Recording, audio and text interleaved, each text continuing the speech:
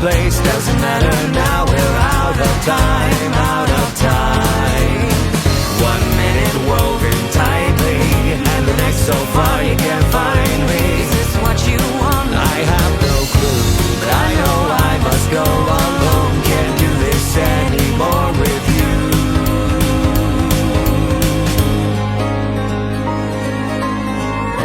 We're all together in this place. Don't want for us to be displaced. Doesn't matter now, we're out of time.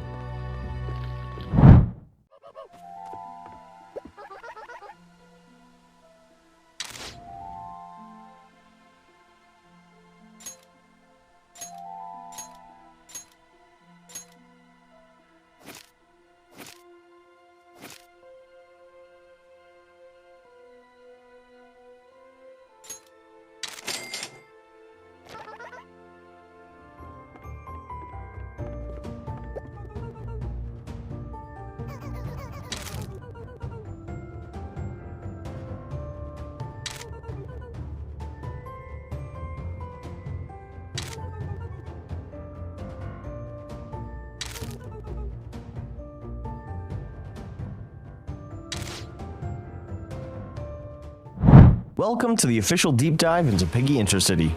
For those of you who are unaware, Piggy Intercity is a multiplayer open-world RPG on Roblox, but it is so much more than that. This game is so ambitious and gigantic, in fact, that it would be impossible to cover every aspect of it in full detail in this video. Also, for those seeking a quicker overview of what this game has to offer, check out the official trailer. A link is provided in the description below. With that being said, there's so much ground to cover, so let's get straight into it. Piggy Intercity is, at its core, a choice-driven open-world role-playing adventure game. It takes place 10 years after an infection breaks out in Avalia, which is a continent inhabited by anthropomorphic animals. This infection mutates those animals who are exposed to it into monsters. The game focuses on all kinds of different communities thriving through a post-apocalypse, each with their own ideas about how to deal with it, and more importantly, how to live through it. From the Valkyrie, a military organization working to restore peace to the lands through its might, to the Liberators, a group of survivors taking advantage of the infection in order to begin a revolution, there are many factions that you will encounter in your travels across Avalia. If you've played the original Piggy game, there will be lots of story elements, characters, and references to the original game that will carry over into Intercity. On the other hand, if you've never played Piggy before, don't worry. The game is designed in such a way that anyone can join in and follow the story along without missing out on any important narrative details. You will play as a brand new character you create and play through a story tailored to your decisions. Our biggest goal and challenge with Intercity was to create a game that focused heavily on player freedom.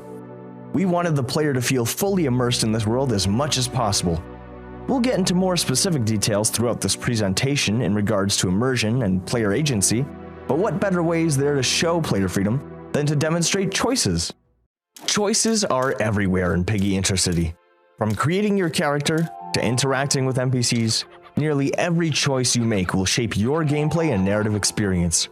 For example, the decisions you are faced with will affect your relationships and reputation with other characters. You can be rude or kind to them, you can learn from them, you can share information with them, you can bargain with them, and in some cases, you can even decide their fates. Be careful though, as most of your decisions in-game are permanent and cannot be reversed. Be cautious and aware of what you do. Your reputation with other NPCs can affect numerous things. For instance, if your reputation around town is really low, the local shopkeeper may increase prices for you, forcing you to spend more at their shop. Your reputation could also affect an NPC's trust in you. Remember, what goes around comes around, and your actions can have serious consequences. Now, let's say another player decides to become enemies with a settlement that you happen to be friends with, and they eliminate the townsfolk. You might think, oh great, now I can't finish any quests or shop there anymore. Well, worry not.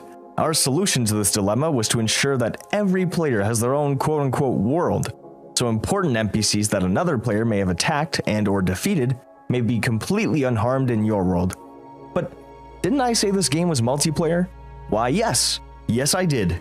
You are able to explore, trade, and interact with other players in your server, and even fight common enemies together such as bandits and the infected. Moreover, if you want to experience the story together with friends, you can still do that too. You can invite your friends into your party and into your world to help take on quests, watch cutscenes, and make important decisions together. Your friends will pause progress on their current save file when joining your party, and temporarily be brought into your save file with all their items still with them. Do keep in mind though that the more friends you have in your party, the more dangerous your enemies will become. Avalia has become a hostile place over the years. Once a peaceful continent where animals work together for prosperity, now a war-torn battlefield littered with dangerous threats of all kinds. You will encounter various types of the infected. There are common infected who are weak alone but stronger in numbers, fast infected who use their speed to subdue their foes, tank infected who can take a beating and are hard hitters, and more, with additional variants to be added in the future. The infected aren't your only threat, however, as no good survivors we like to call bandits will stop at nothing to take you out using all kinds of weapons. Of course, you'll be encountering more than just enemies and communities while you explore Avalia. You'll find an abundance of crates containing valuable items to help you out, from consumables such as food, water, and medical supplies, to weapons, clothing, and even armor. And in order to make exploration feel more immersive, Absolutely nothing will be locked behind a paywall or level barrier. If you can see a location, you can travel there, even at level 1. Is it recommended? Probably not, since enemies can be tougher in some locations.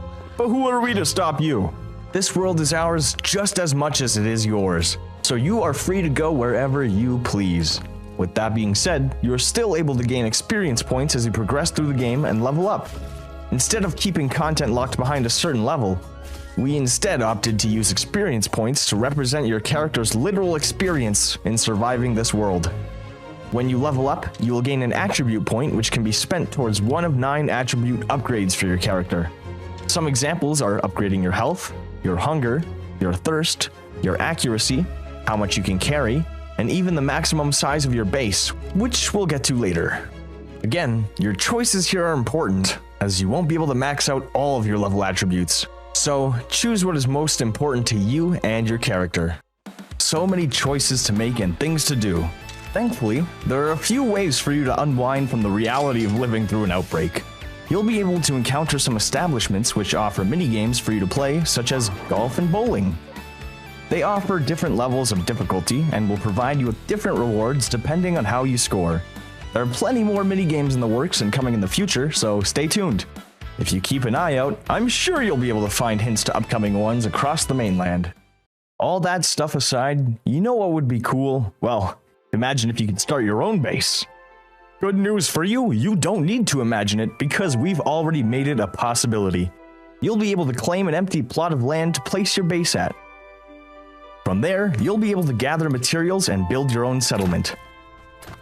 Once beds are placed, settlers will show up to your base asking to live and work there. They have all kinds of different personalities and skill sets. Their skills will tell you what jobs they are capable of doing and how well they can do them. These jobs make your playthrough easier, as settlers can tend to a farm to get you food, they can work a well to get you fresh water, they can go mining, they can go logging, and others can cook, making delicious stews using whatever ingredients you give them. Be sure to place their appropriate workbench in order for them to do their tasks. There will also be more jobs added in the future to help with some additional tasks, so keep an eye out for those. Well, that covers a lot of content, doesn't it? There are still so many more details about this project that we would love to share, but we would prefer for you to discover those things for yourselves as you explore our game. Which begs the question, when can you play the game? Well, unfortunately, we're going to have to move the release date of Piggy Intercity back from March of 2026 to March of 2027. Just kidding. We do have to move it back, but our new release date will be April 25th, 2026. I know this is disappointing news to you, and it's disappointing to us as well.